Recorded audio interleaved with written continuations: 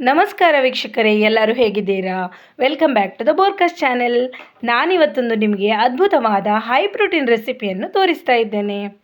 ಈ ರೆಸಿಪಿ 100% ಸಸ್ಯಾಹಾರಿ, ಮನೆಯಲ್ಲಿ ತುಂಬ ಸುಲಭವಾಗಿ ಮಾಡಬಹುದು. ರುಚಿ ಎಷ್ಟೊಂದು ಚೆನ್ನಾಗಿರ್ತದಂದರೆ ಮಕ್ಕಳು ಕೂಡ ಖುಷಿಯಿಂದ ತಿಂತಾರೆ. ಇದಕ್ಕೆ ದುಬಾರಿ ಪದಾರ್ಥಗಳ ಅಗತ್ಯವೇ ಇಲ್ಲ ಮತ್ತು ಮುಖ್ಯವಾಗಿ ಇದೊಂದು ಝೀರೋ ವೇಸ್ಟ್ ರೆಸಿಪಿ. ಇಂದಿನ ದಿನಗಳಲ್ಲಿ ನಮ್ಮ ದೇಹಕ್ಕೆ ಸಾಕಷ್ಟು ಪ್ರೋಟೀನ್ ಸಿಗೋದು ತುಂಬ ಮುಖ್ಯ.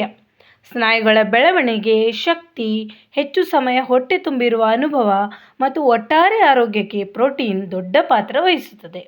ಆದರೆ ಪ್ರೋಟೀನ್ ಎಂದಾಕ್ಷಣ ಕೆಲವರಿಗೆ ದುಬಾರಿ ಆಹಾರಗಳೇ ನೆನಪಾಗ್ತವೆ.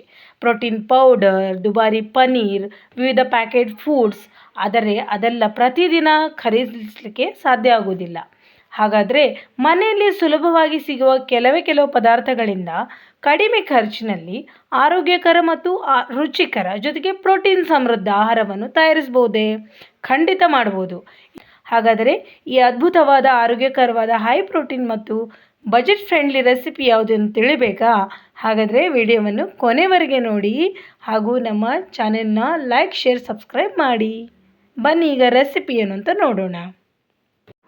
ಮೊದಲನೇದಾಗಿ ನಾನಿಲ್ಲಿ ನೋಡಿ ಮೊಳಕೆ ಬರಿಸಿದ ಹೆಸರು ಕಾಳುಗಳನ್ನು ಮಿಕ್ಸಿ ಜಾರಿನಲ್ಲಿ ಹಾಕ್ಕೊಂಡು ಅದಕ್ಕೆ ಚಿಟಿಕೆಯಷ್ಟು ಅರಶಿನವನ್ನು ಹಾಗೆ ಸ್ವಲ್ಪ ಕೊತ್ತಂಬರಿ ಸೊಪ್ಪನ್ನು ಕೂಡ ಸೇರಿಸ್ಕೊಂಡೆ.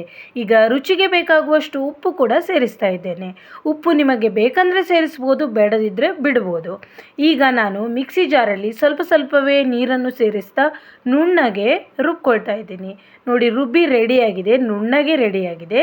ಈಗ ಒಂದು ಬಾಣಲೆಯನ್ನು ನಾನು ಗ್ಯಾಸ್ ಸ್ಟವ್ ಮೇಲೆ ಇಟ್ಟು ಈ ತಯಾರಿಸಿದ ಮಿಶ್ರಣವನ್ನು ಅದಕ್ಕೆ ಸೇರಿಸ್ತಾ ಇದ್ದೀನಿ ಹಾಗೂ ಕೈ ಬಿಡದೆ ಅದನ್ನು ತಿರುಗಾಡಿಸ್ತಾ ಇದ್ದೀನಿ. ಯಾಕಂದರೆ ಇದು ತಳ ಹಿಡಿಯುವ ಸಾಧ್ಯತೆ ಇರೋದ್ರಿಂದಾಗಿ ನಾವು ಆದಷ್ಟು ಇದನ್ನು ತಿರುಗಿಸ್ತಾ ಇರಬೇಕು. ನಂತರ ನೋಡಿ, ಇದು ಗಟ್ಟಿ ಕನ್ಸಿಸ್ಟೆನ್ಸಿಗೆ ಬರುತ್ತದೆ.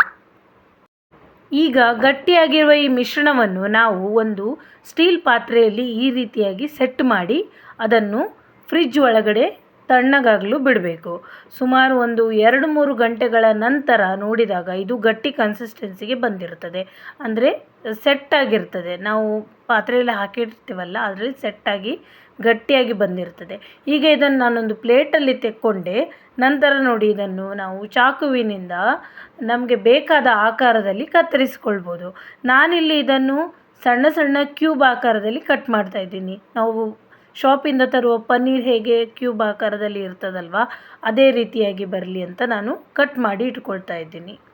ನೋಡಿ ಎಷ್ಟು ಚೆನ್ನಾಗಿ ಕ್ಯೂಬ್ಸ್ಗಳು ರೆಡಿ ಆಯಿತು. ನೋಡಿ, ನೋಡಲಿಕ್ಕಂತೂ ತುಂಬ ಸೂಪರಾಗಿ ಕಾಣ್ತಾ ಇದೆ. ರುಚಿ ಕೂಡ ತುಂಬ ಚೆನ್ನಾಗಿ ಬಂದಿದೆ. ಇದನ್ನು ನೀವು ಸ್ಟೋರ್ ಮಾಡಿ ಕೂಡ ಇಡ್ಬೋದು ಅಥವಾ ಈ ರೀತಿ ಪಲ್ಯ ಮಾಡಿ ಅದರಲ್ಲಿ ಕೂಡ ಆ್ಯಡ್ ಮಾಡಿ ಬಳಸ್ಬೋದು. ಇಲ್ಲಾಂದರೆ ಇದರ ಸ್ಟಿರ್ ಫ್ರೈ ಮಾಡ್ಬೋದು, ಇಲ್ಲಾಂದರೆ ಬಾರ್ಬಿಕ್ಯೂ ಮಾಡಿ ಸಹ ತಿನ್ಬೋದು. ತುಂಬ ರುಚಿಕರವಾಗಿರ್ತದೆ. ಇದು ಪ್ರೋಟೀನ್ ರಿಚ್ ಫುಡ್ ಆಗಿರೋದ್ರಿಂದ ನಮ್ಮ ದಿನನಿತ್ಯದ ಪ್ರೋಟೀನ್ ಇಂಟೇಕ್ ಏನು ಬೇಕಿದೆ, ಅಗತ್ಯ ಏನಿದೆ ಅದನ್ನಿದು ಪೂರೈಸ್ತದೆ. ಸೊ ತುಂಬ ಸುಲಭವಾಗಿ ಮಾಡುವಂಥದ್ದು, ಮನೆಯಲ್ಲೇ ಇರುವಂಥ ಸಾಮಗ್ರಿಗಳನ್ನು ಬಳಸಿ ಮಾಡುವಂಥದ್ದು, ಜೊತೆಯಲ್ಲಿ ಆರೋಗ್ಯಕ್ಕೂ ಕೂಡ ತುಂಬ ಒಳ್ಳೆಯದು. ಸೊ ವೀಕ್ಷಕರೇ, ನೀವು ಕೂಡ ಇದನ್ನೊಮ್ಮೆ ಮಾಡಿ ಪ್ರಯತ್ನ ಮಾಡಿ, ಚೆನ್ನಾಗಿ ಬರ್ತದೆ. ಈಗ ಕೊನೆಯಲ್ಲಿ ನಾನು ಸ್ವಲ್ಪ ಕಸೂರಿ ಮೇಥಿ ಸೇರಿಸ್ತಾ ಇದ್ದೇನೆ. ಮುಂದೆ ಇನ್ನೊಂದು ಹೊಸ ವಿಡಿಯೋ ಜೊತೆ ಭೇಟಿಯಾಗ್ತೀನಿ. ಟೇಕ್ ಕೇರ್, ಬಾಯ್ ಬಾಯ್.